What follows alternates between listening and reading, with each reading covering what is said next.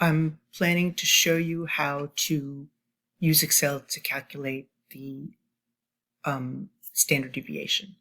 So here's my question. First thing I'm going to do is select all the data, and then I'm going to right click and say copy. Now I'm on a PC, so that means that it might be a little bit different on Mac, but I'm sure you know how to copy and paste. So that's what we're doing. We're copying the numbers, and then we're going to go over to Excel and we're going to paste them. If we paste special, we won't see all those colors, so I'm going to do that. Okay, so now I've got 1, 2, 3, 4, 5, 6, 7 values. So I'm going to type mean in. I like to type what the data is so I can keep track of what everything is. So I'm going to say equals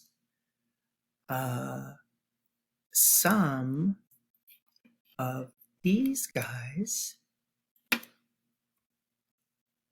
divided by, did I say it was 6? No, it's 7, divided by 7. And that's going to give me my mean. Okay, so my mean is 15.55714. Okay, so for the standard deviation, this is our data. And now I'm going to say difference from the mean. And what I'm going to do here is I'm going to say equals. That tells Excel that you're going to type a formula in, right? And then I'm going to click this data. So now you're telling Excel that you want to take the data right to the left of your data, directly to the left of your data.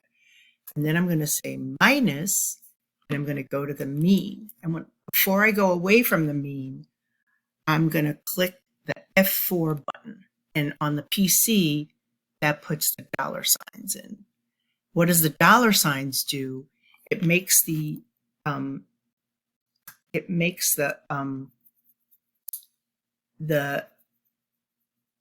when you copy the formula, it makes that cell not change. Let me show you what I mean. This formula says D5 minus D13.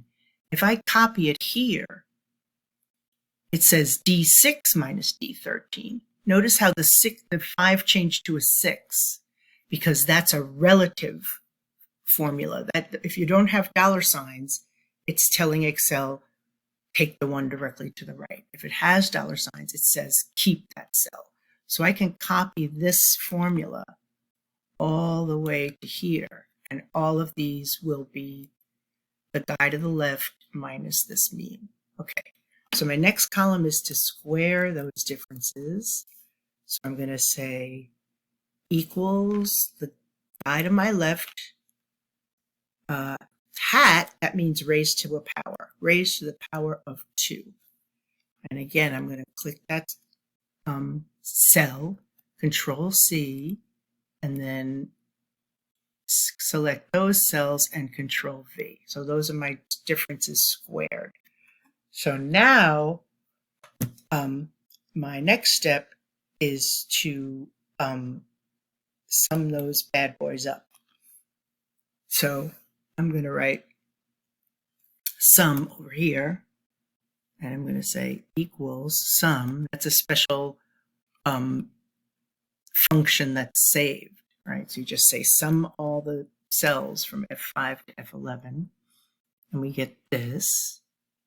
And then I'm going to say divided by, and I'm going to divide by 6 and not 7. Why am I doing that?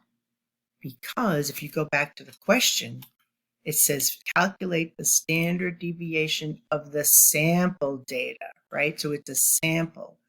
When it's a sample, you divide by n minus 1. Since we said n was 7, we're going to divide it by 6. I'm going to say this divided by slashes divided by 6 equals. And that is going to be my variance. And for my last step, I'm going to take the the square root of that number. So I'm going to say equals SQRT. That's another function that Excel has. And then you click that, and you hit that, and my standard deviation is 9.8966. So Lumen asked us to show it to 2 decimal places. So that means I just want the 8, 9, but before I do that, I should look at the number after 9. If it's 5 or greater, which it is, you add 1 to the last digit. So that's going to turn this into 9.9, and 9.9 is the right answer. Let me know if you have any questions.